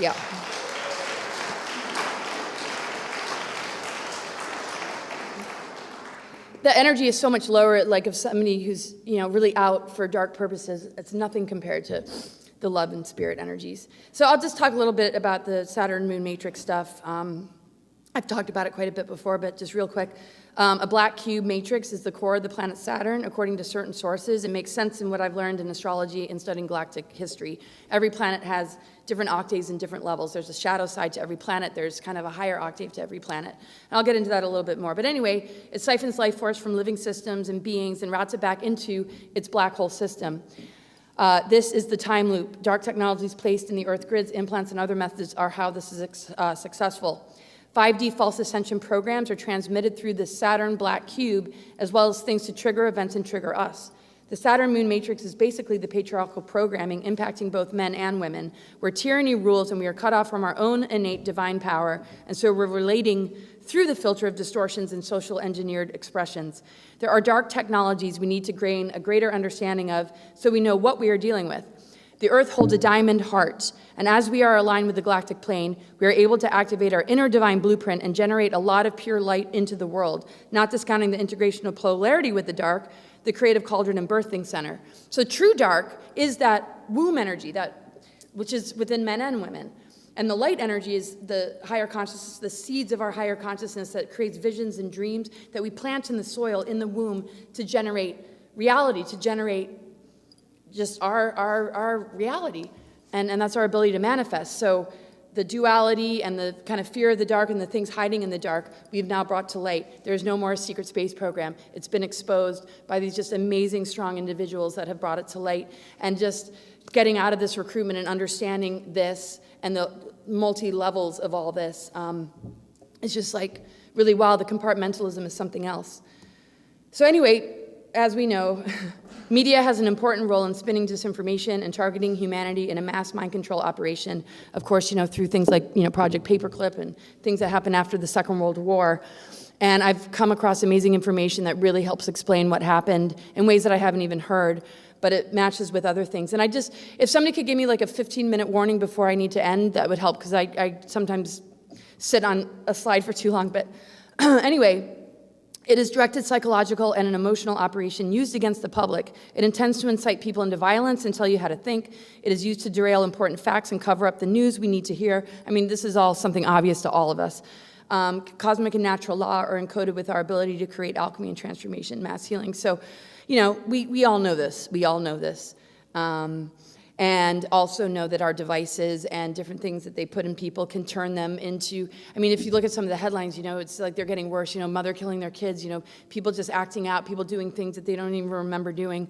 And it's just really alarming. And some people are like, I don't know what took over me. And we've been seeing that for a while, but with the latest attempt to just really compromise a person with this mind control, it's going to be a lot to move through and witness along the way. But I know we're going to pull our resources and we're going to just have retreats and we're going to there's so much in store. And we'll just figure out how to get to the other side and help humanity break free as much as possible. As we clear false and inorganic architecture from suppressing and impairing our consciousness, we are extracting the alien enslavement programming, alien implants, and mind control in order to embody our true inner Christos spirit and return to the zero-point unified field, the heart of the God gateway leading into the 7 higher universes. So this has a lot to do with our chakras. The zero-point field has a lot to do with the mother energy as well, and the cosmic trinity. So, okay, I don't want to read this whole thing, but I've been talking to somebody named Dan Cooper. He was supposed to be at this conference. With certain individuals, there's always maybe some red flags or some things that don't quite resonate, but there's always like major nuggets. So I don't know what your guys' experiences are, and if you have come across some of those feelings, there is some legit stuff that I definitely want to bring forward that he shares that connects with other things that I know. But I mean, I do understand that like not everybody's going to have 100%, and he admits that too. He's like, well, some of my assessments might not be correct, but this is just what I think. And he goes, you have to know the difference, but there are some things that I know, and I'm going to share those things with you. So I just want to kind of bring it to light. This is a bit about him. He professes to be an expert researcher, a talent that he honed through 20 years of performing legal research. He claims that his knowledge of these historical events described herein came originally from both of his two Nazi SS commanding officers, who, commanding him during his 20-back stint with the Nazis' Dark Fleet, these two Nazi SS officers related and often bragged about their personal participation in the Battle of D.C., July 19, 1952, whereat the Nazis defeated the United States and forced them to surrender unconditionally to them. He also claims that his personal knowledge of the 5th, the 6th, the 7th, and 8th fundamental forces of nature guided him in ferreting out the actual historical developments of the technologies employed in the unacknowledged secret access programs of the United States. He claims to be the senior advisor to the Earth Alliance. And so I was just on a thread under a video I did with Dan Willis, and I believe Michael saw it. It was an interview. I think Elena was on that one. And he posted the video, and we're just commenting underneath it, just kind of like having a conversation. Dan Cooper jumps on, and he starts talking about this stuff. He wasn't directing it at me, and I'm like, whoa, what are you saying? And so anyway, I got to know him recently after he put some comments under a video interview roundtable I did. He never reached out to me. He never asked for money for his time when I was beyond intrigued about what he was sharing in the comments under a video I did with Dan Willis and Elena. I began to ask questions. He directly answered me in the comments. And what was interesting is, like, I know that we are destined to meet, and he acknowledges that, but he never, like some people do, like, go out of their way to just get your attention. And from that kind of position, I mean, that's fine if somebody does that, of course, but sometimes, you know, it can be sort of questionable when it comes to certain people, because I've dealt with a lot of plants and a lot of disinfo kind of people doing that. But he just kind of like sat back, and I'm like, here's my email, you want to communicate? He's like, oh yeah. And emailed me right away. He's like, it's Dan Cooper. So I'm like, okay. So I probably have 80 screenshots and 10 to 20 pages of exchanges back and forth with him.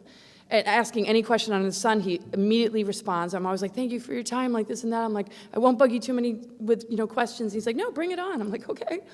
So anyway, I then sent him my email, and he contacted me right away saying, hi, this is Dan. This unconditional surrender that took place in 1952 was something I wasn't very familiar with. I was familiar with the UFOs flying over around that date, and certain negotiations that happened with the Nazis, Admiral Byrd's defeat in, Operation High Jump, and some of the things that took place after the Second World War, and how the war wasn't really won. But I was still just hearing a lot about ET government treaties, Eisenhower signing with the Greys, first meeting with the Nordics, and I was just trying to understand all that for a long, long time. But I came across other research. I kept digging. I'm like, I know there's more to this, and I just don't understand how it was really possible. And so I got, kind of a lot of answers. And again, I said I wouldn't read the whole thing in the last slide, and I did anyway, but I'm going to kind of skim through this. So he says to me, okay, so about this 1952 unconditional surrender agreement. But this wasn't something I was terribly familiar with, and I was wondering what Ike's position in all of this was, since mostly what I'm hearing for quite some time was that he signed a treaty with the Greys in 1954 called the Gaia Treaty. I've done presentations about it, but I'm like, I don't have solid proof, and something's always nudging me to dig deeper. So just there's going to be more to this conversation, and over the course of many years, I've added a lot more. But then this is just recent. So anyway, he said, Ike had no choice but to openly comply with the official instrument of surrender, the unconditional surrender of the United States to the Nazis, signed by all of Congress and most of the prominent businessmen of the period of July 19th, 1952, when Truman was president of the United States. So Ike opposed the instrument of surrender of 52 secretly by establishing various military and civilian covert units for that purpose. One of them was Ike's Force, also known as the United States Marine Corps Special Section, or USMC Special Section for short, which survives today. In fact, that U.S. military unit is the most successful military unit opposing the ICC Nazi Draconian Empire Alliance, today by far. He ordered the first attack on the Greys deep underground military base at Dulce, New Mexico. This is not the Dulce wars we hear about with Phil Schneider. This is earlier. Knowing that he would lose that battle just to learn more about his enemy and to test his best against them. They, the U.S. Army Rangers, also the Green Berets, lost 30-1 back then. This battle at that deep underground military base of the Greys occurred more than a decade before the one reportedly to have occurred in 1969 and was a much larger engagement. Several thousand U.S. Special Forces troops engaged against the Greys forces then, and nearly half of them lost their lives in that action. Ike also established the White Hats, the first of which were Texan U.S. generals and admirals. That's where the name White Hats came from, Ike. Ike's White Hats are the ones that brought Ronald Reagan into the fold right after the ICC Nazi Draco Alliance had him shot for attempting to disclose the secret space program fully. It was Reagan and the White Hats that had me convince China to do business and to teach China how to do business to make them a powerful ally in the fight against the ICC Nazi Draco Alliance. And of course, this is deeper layers than the communist kind of China that we see. In other words, it was Ike that established the Earth Alliance. If it weren't for him, there wouldn't be an Earth Alliance today in the position to defeat the ICC Nazi Draco Alliance. Barack Obama also made an attempt, but we know he's compromised. I know he got pulled back in. There's a whole reprogram that happens with some of these people. He was supposedly in the Mars training program with Andrew Basiago under the name Barry Soetoro. And when I was supposed to actually be on Mars, the date that they set, I ended up at a conference with Star Knowledge right at that location and saw the Venus transit over the sun right at the College of Siskiyou where the Mars training program was with Andrew Basiago. I was like, this is like major synchronicity here. And I'm like flipping on. People are like, what? I'm like, I was supposed to be on Mars and I'm watching the Venus transit and I'm like right on top of where the Mars training program was. They're like, wow, what? Like, it's just like, and it was so synchronistic because I ran into somebody. They're like, oh yeah, we have a telescope, come on over. They weren't even part of the event. So that was really cool. Kind of interesting synchronicities like that story that, so anyway, his attempt failed. They, the ICC Nazi Draco Alliance, actually reversed time to counter that attempt with another special unit, a civilian one, established by Ike. He also ensured that numerous photos and videos of Nazi spacecraft and other secret space program technology would continue to resurface and reach the people in the mass and alternative medias. So it's just so great, this dot connecting of how we've all come together and how we've been able to expose what they weren't able to expose. And after, him carrying the weight and burden of this accusation of selling us out to Greys, it's really wild that he might have started all this stuff that we hear about. But then it's like they're not going to do it for us, though, and it's like, kind of like, well, where are they? What, is mass arrest really happening? What kind of operations are taking place? They're like, most of that is disinfo. That's not happening. We haven't really invaded the underground bases. But again, he's one person in the whole mix. There might be more, and I take all information with a grain of salt, but when he was telling me this, it's just kind of like, when you feel kind of like truth, it just feels grounding. Then I could just feel like the Ike energy and Val Thor just being like, yes, you're finally in touch with this information. And, part of my mission is to sort of exonerate him, not on a bias level, because it's a family member. We're a global family. To me, he loves the human race, and to me, we're all related to each other. So I don't have any because I'm related to him, any kind of, but I know that I was tasked with making sure that this information came out, and I would never stop digging. So anyway, according to Dan Cooper, the U.S. surrendered to the Nazis unconditionally on July 19, 1952. This was under the Truman administration and something Eisenhower wasn't willing to go along with. His two Nazi commanding officers in Dark Fleet and his white hat U.S. Navy Vice Admiral told me what the terms of the unconditional surrender instrument of the U.S. surrendering to the Nazis on July 19, 1952 were. One term divested the power to sign treaties with alien species into the hands of MJ-12. Hence, Dwight could not have possibly signed any agreements with any alien species. He did not have the legal power to do so. He wasn't even allowed to attend the negotiations. What to speak of being made privy to the terms of those agreements? That's how I know what Elena said to you about MJ-12 going behind Ike's back is true. So that's another validation. And also Lisa Renee, since the Majestic 12 and Zeta Gray alien trade agreements were made about 85 years ago, Earth inhabitants have been aggressively experimented upon with hidden technologies used to implant thoughts as one of the many prongs of social engineering programs. So for the last decade, ever since I've been a public person, the amount of mail I get of your great-grandfather sold us out to the Greys is like so mind-blowing, like the amount, and comments, you know, under videos, and it's like, okay, I can take it, whatever. I know there's more to this story, but it's just like, you know, for somebody that has done so much for the human race to carry that, you know, burden of like being at fault for this. I mean, he tried to defeat the Nazis, and even if, you know, I was thinking, even if, you know, there was a signed agreement, you know, maybe his hands were tied, maybe he was threatened, maybe they had him under some sort of control, because I could just feel like his just like trying to help me sort this stuff out. So anyway, MJ12, yeah, and they just use these cover stories to hide behind. And also just, you know, people are like, oh, your great-grandfather starved millions of Germans and this and that. I'm like, okay, I know there's more to the story than this. And I researched, you know, the book by Bach, and I researched everything under the sun about the different, what do you call it, policies or whatever, the things he had to answer to. I did a presentation I never presented yet, but I got to the bottom of it. I'm like, there's no way that happened. And now somebody just came out with a documentary, I think his name is Mark Feldman, on that exonerates Eisenhower as well, so that didn't happen, and here's what really happened. And so, you know, hopefully that lifts a lot of the, you know, hatred, and he's a war criminal, and he's, you know, did this genocide, he's worse than Hitler. You know, it's just like, it's nice to just feel like, a lot of that is just cleared out of the way, you know, because, you know, I just know that, like, he's, you know, with us, and same with, you know, people like Val Thor. And I don't want to share this, like, you know, because he's saying I'm special. I don't feel fucking special, so I'm not sharing this, like, oh, but I'm just like I couldn't believe this. Trying not to F-bomb here, but anyway, Elena Denon then engages in direct communication with Val Thor, and this is a part of her book. There's so much more, like, incredible information in there, but the only reason I'm sharing it is because sometimes I'm like, why aren't they, like, visiting me, and, like, you know, like, can I just go up on the ship and, like, have, like, a one-on-one, like I was saying earlier? But so it's interesting to get a message, you know, through somebody.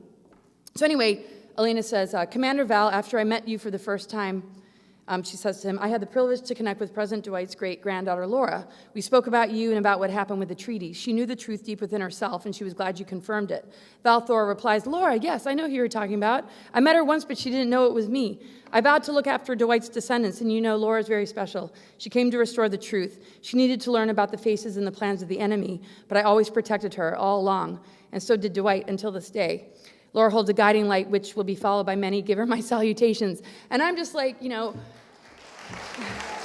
oh man, because most of the time, like, I don't walk around like with my presentations like completely anchored in me. I'm like a bumbling like human, like, oh, I can't like deal.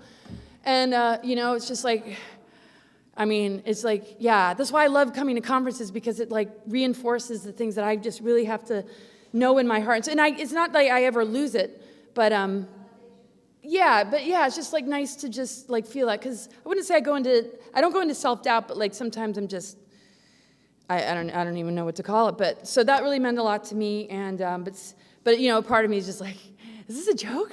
But I'm gonna accept it, and it means a lot to me, because it's just like sometimes I'm like, oh, you know. And I talked to Lisa Renee recently, and just with some stuff going on, sometimes, you know, when you're in kind of like I wouldn't say a dark place, but maybe dark place. You know, it's like, have I failed the mission? Did I just not do it? Like, what if I, you know?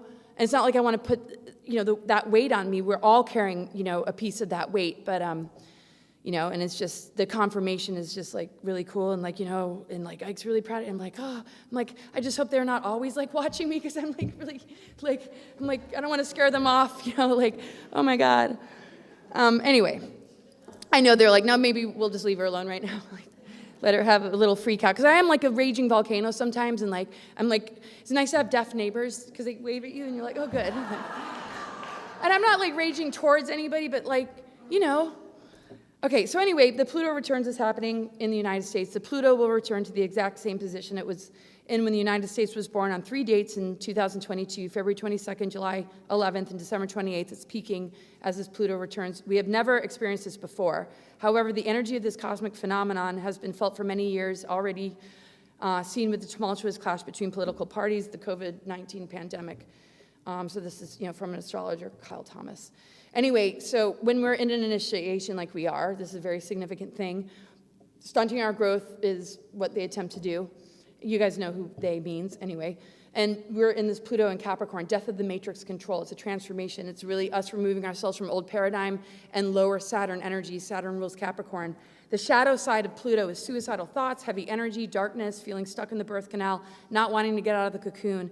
What happens when we resist these energies? Our immune system is lowered. We get hijacked. Our energies get siphoned. We feel hopeless, lost, and confused. We're in survival. We're reactive. We're ungrounded.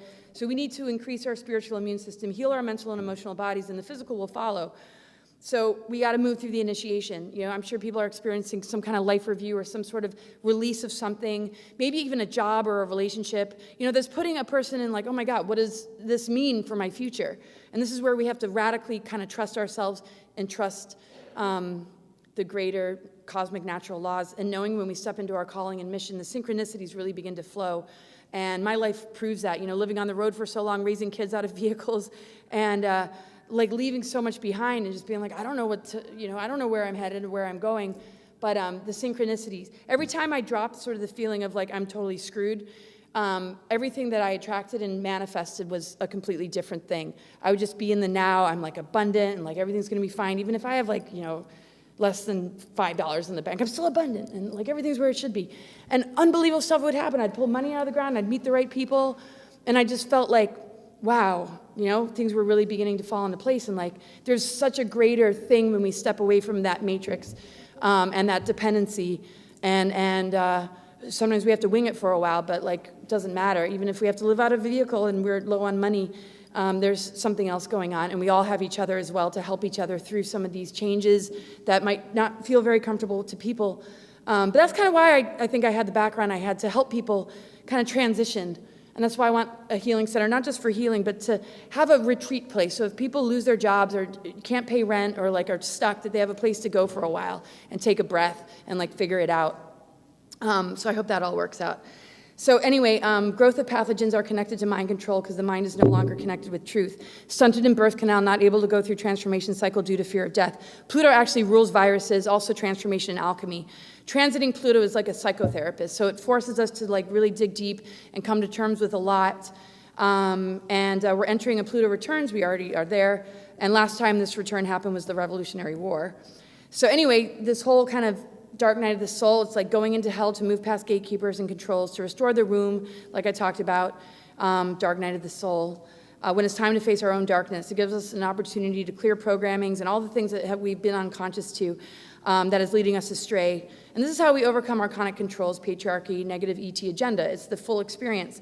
And that's why the crone archetype is all about finding that lantern of wisdom when you're in the dark, when you feel nothing's there supporting you, when you feel cut off, and a lack of guidance. Well, that's when we have to really find wisdom and illuminate the inner lantern to guide the way. And that's why I got the labyrinth, because I'm like, oh man, after like a major dark night of the soul, and I think I'm done. I'm like, oh yeah, I think you're done with the dark night of the souls. I'm like, no.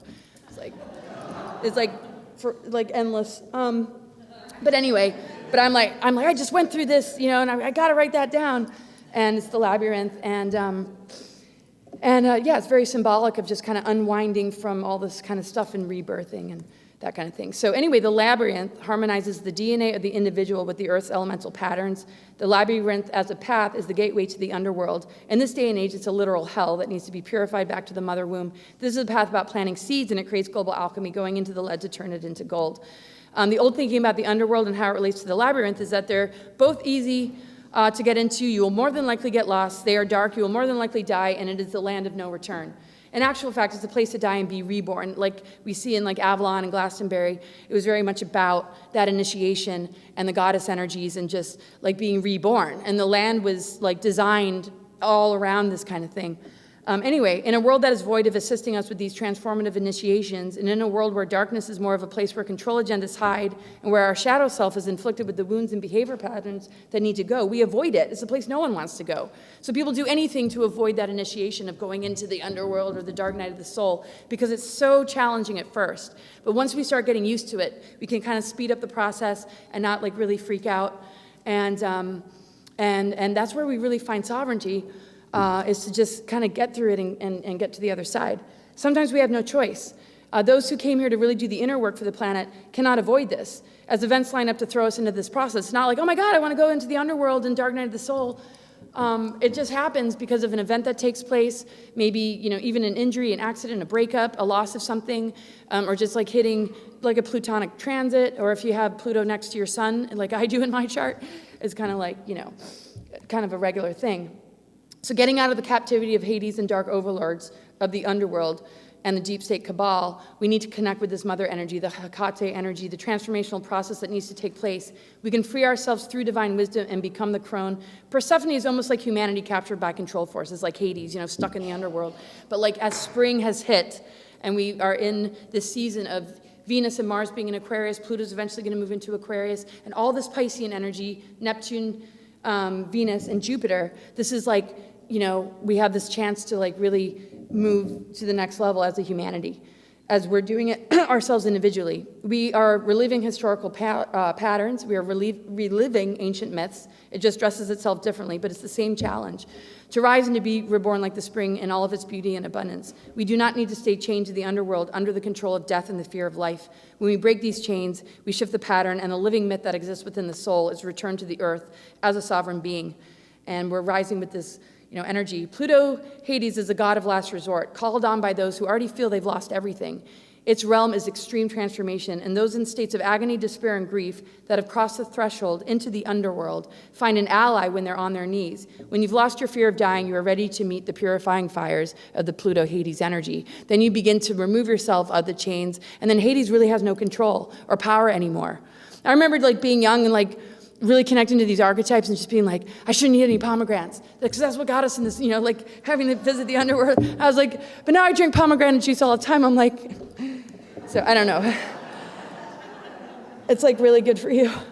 But anyway, so here's where it gets kind of weird. So psycho-spiritual warfare is radically increased when a person is entering the integration stages of the 7, 8, and 9 of the monadic spiritual triad, because this is when we begin to achieve hierogamos and ascension. This is what was lost in 7D Earth, also when Tiamat exploded. There was no separation from these higher energies before. So this is from Ascension Glossary, Lisa Renee's. This is just such an incredible chart to look at. If you see the morphogenetic chakra 8 is gold, and the morphogenetic chakra 9 is silver. And it's all about male-female balance. To really begin to switch on the dormant DNA, it has to do with the integration of polarity. So it can feel complicated, like how do we switch this stuff on? But when we see it as a love story, and we know it's about divorcing the imposters and embracing this greater true love, we really begin to switch this on. And when we begin to switch it on, we begin to galactivate identity to multiple awarenesses of star intelligence, other identities, and lifetimes. And like I said, the psycho-spiritual warfare is radically increased when we begin to switch this on, because they know that they lose a grip on us once we begin to activate this. So they'll do everything under the sun to trip us up, to try and make us feel defeated, so that we feel like we're failing on our spiritual path. And where some people they're like, well, I've been meditating, I've been eating really good, and doing all the spiritual practice, and then they feel completely slammed and back at ground zero, what did I do wrong? And then they might pick up a bottle of vodka and start to give up, and it's like, no, just got to breathe through this psychic attack, because it's super. And this is what humanity is in right now. This level of attack with the psyops and the pandemic, and this is the ultimate attack, because humanity is about to move past that threshold of the 7 chakra and the implants that have distorted us through false teachings. This is why humanity's dealing with this tremendous initiation of this Plutonic energy. When we get to the other side of it, humanity is ready to switch this on, and they're doing everything under the sun to prevent it. So anyway, the neutron window is what creates the 13th Stargate portal as 12 becomes 1, and that process is what aligns us to our mother arc and to the Milky Way core 8D, which phase locks into Andromeda core 9D, which is the infinity spiral around our head, and the stargates connected to that are in Tibet, China, in the China area.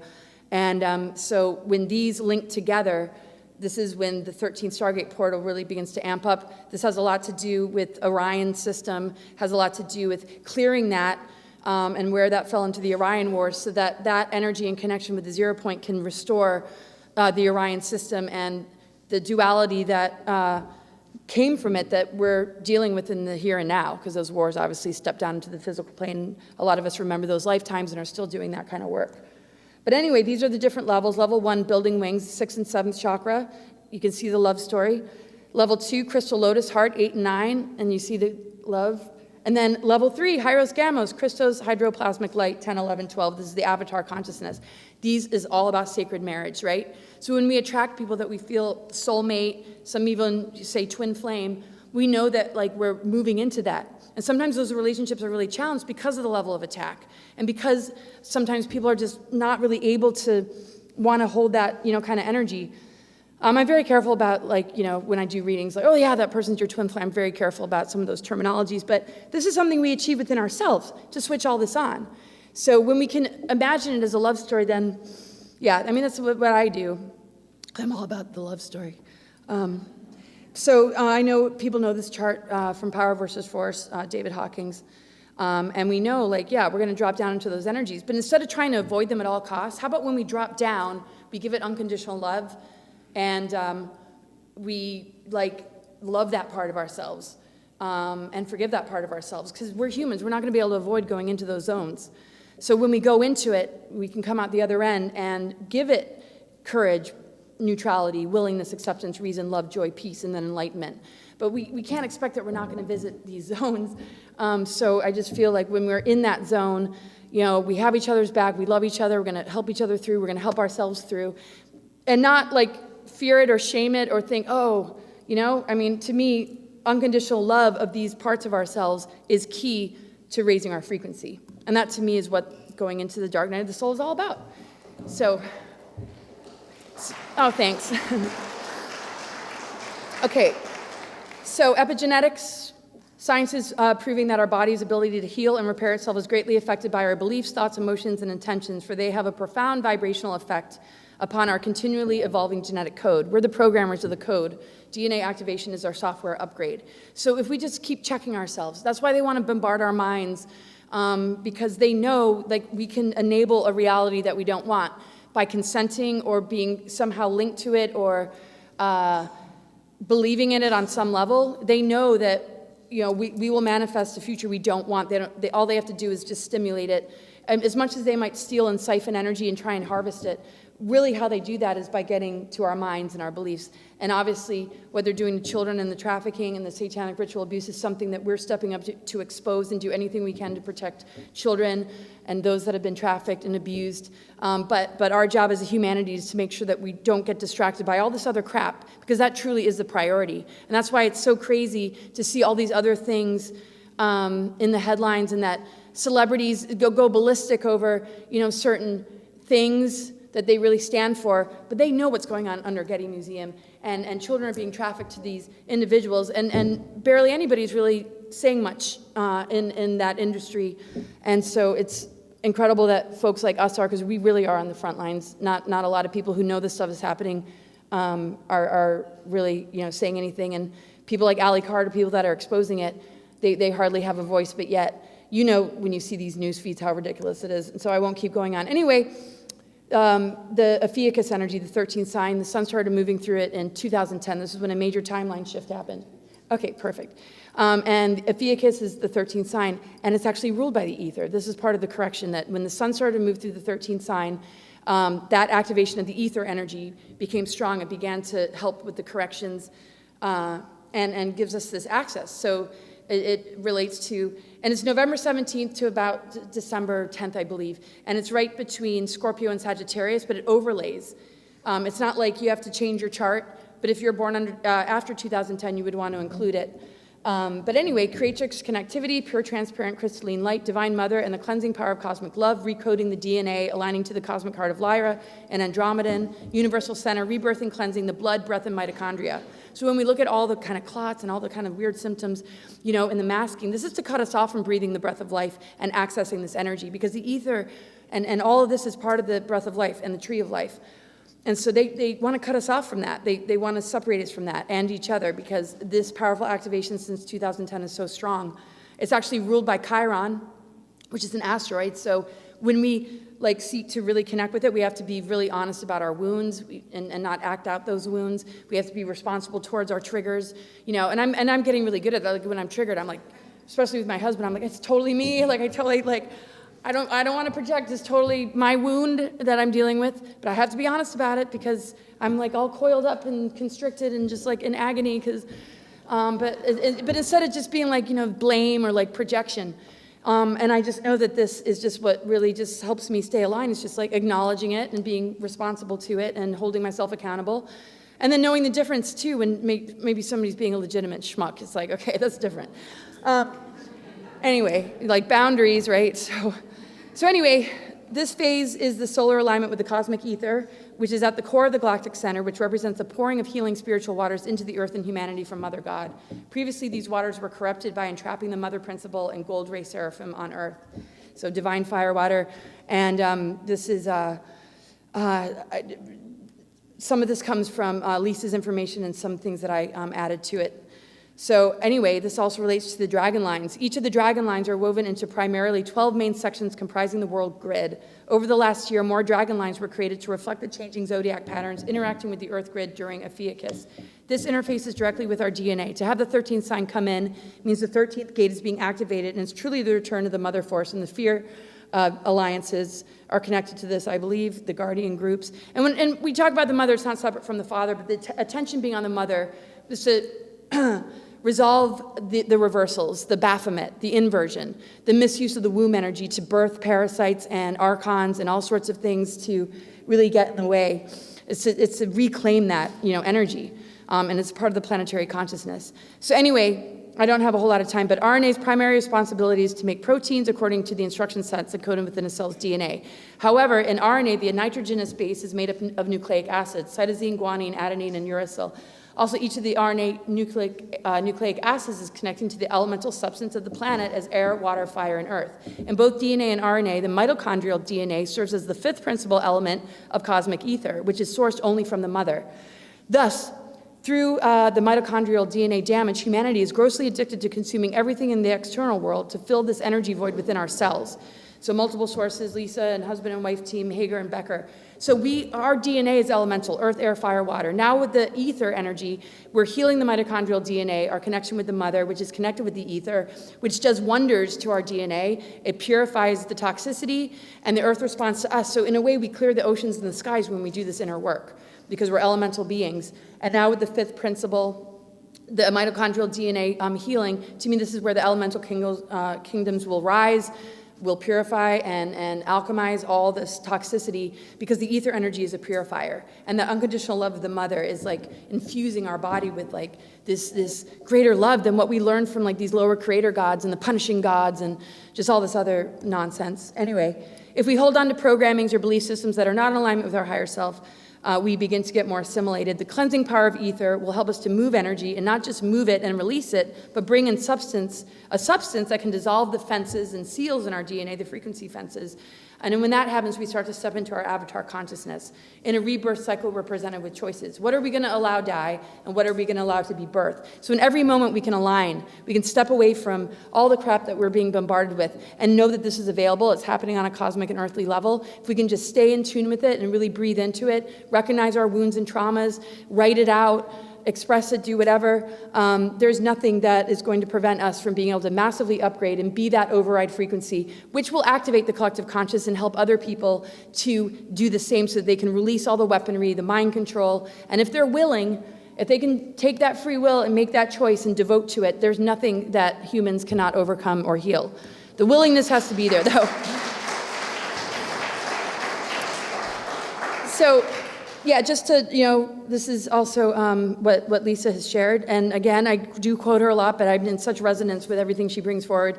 The Melchizedeks are the genetic hosting race of the Earth's ascension cycle for the last 35,000 years. As of 2009, 2012, right, with 2010 right in the middle, our planet went beyond this to prepare for the return of the 13th gate pillar of Mother Ark, the return of the goddess energy, the planetary consciousness.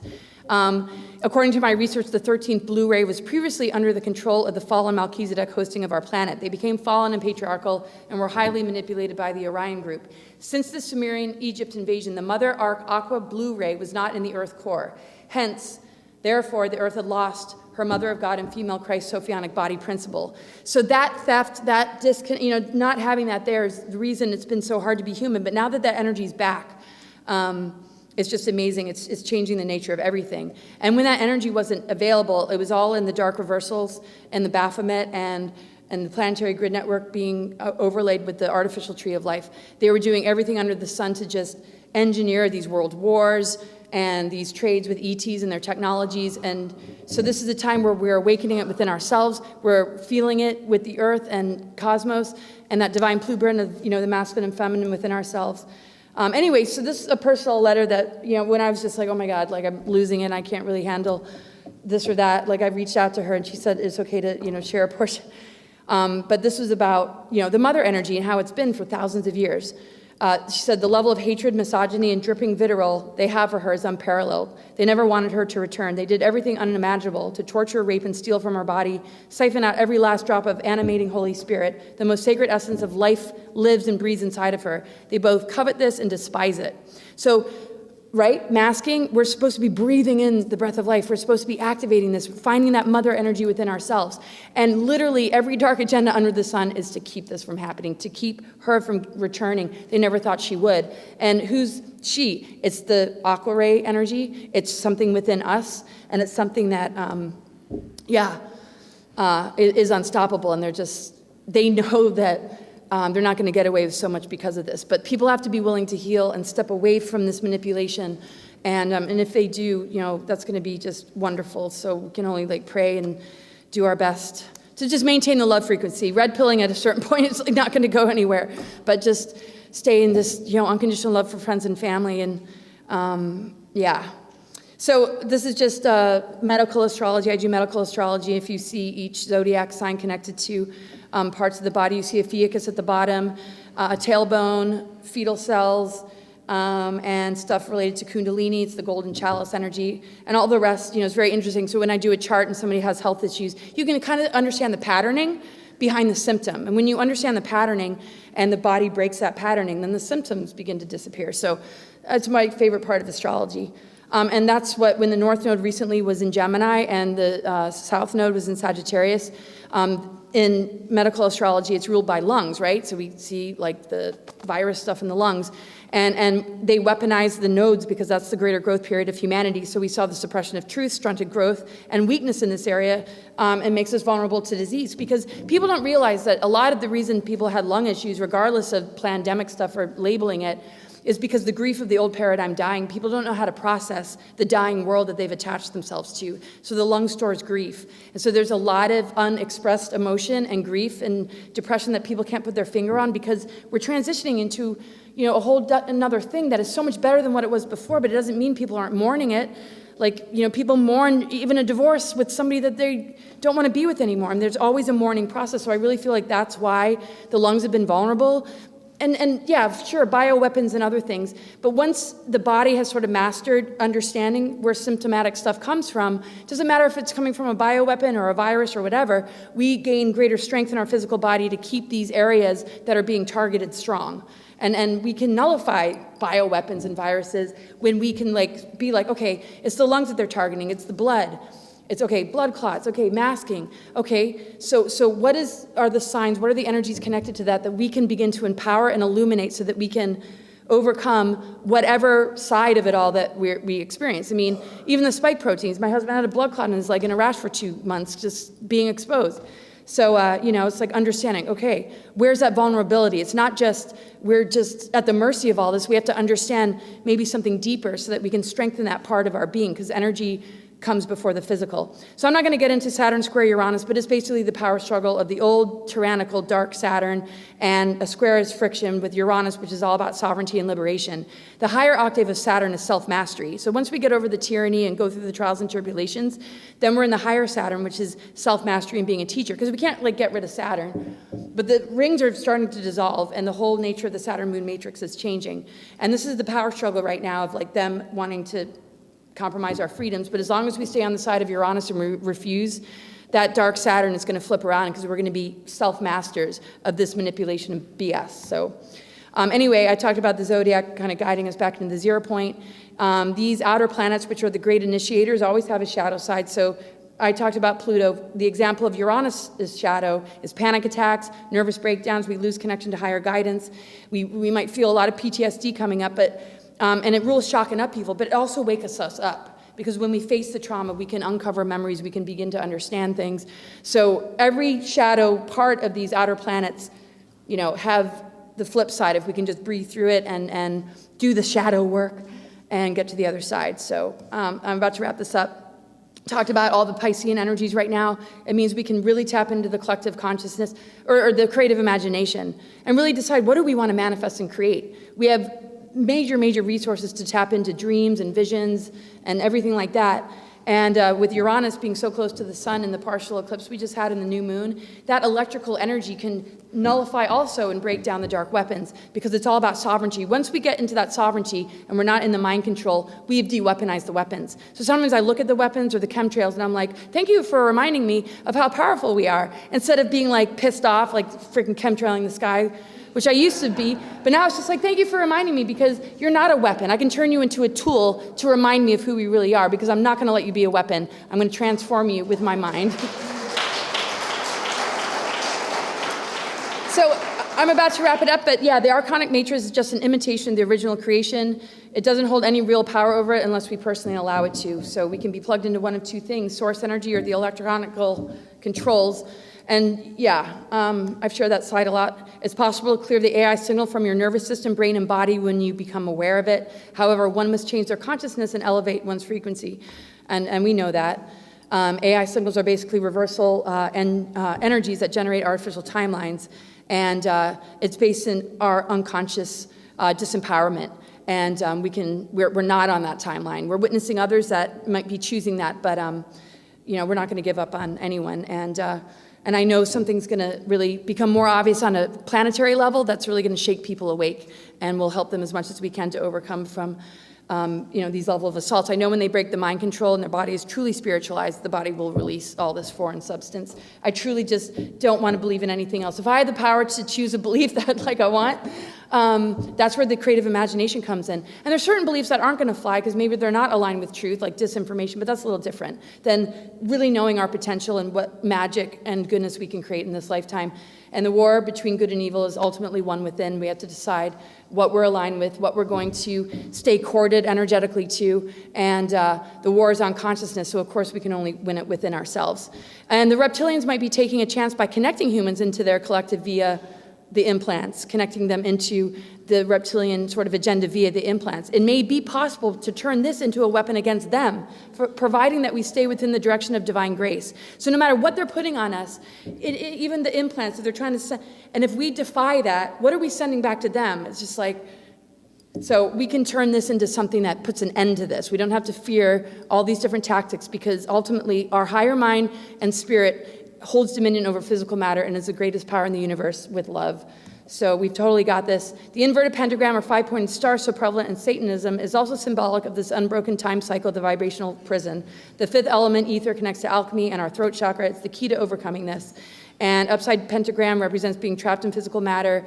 We have been in the process of turning it upright again. We are born into a huge wound we each are called to come and heal. And so the storylines we live out are there to help us wake up and heal personally in things way beyond ourselves. We all live our storylines and go through whatever we go through because that's our mission, to come out the other end, come out the other side, and all of a sudden help bring people along with us. And that's why we have such extraordinary, crazy paths. So this is upright with spirit, and Venus transits and Pluto returns in this lifetime to me also signifies the return of the mother, turning it upright. Astronomers and astrologers have noted that the orbit of Venus draws a perfect pentagram. This is part of the Sophionic correction and the sacred geometry of a rose, and that's what the Venus transits have been doing. So that's coming from the heart of the mother, the Venus energies. The Venus archetypes are connected to a lot of the mythologies of the divine feminine. So her way of still participating with the healing of the earth and her ability to ground back into the planet has to do with how her heart has been interacting and creating the sacred geometry to correct the reversals, to come back into the earth body, to come back into the core sun, and to be that mother arc energy vibrating throughout the planetary grid network and holding unconditional love and support for us. She's been working this whole time to come back in when she wasn't able to be grounded and anchored, and they created all this darkness and all these wars and all these different things that have compromised us. But the unconditional love of the mother never left us, and that's something to always be reminded of. So that's it.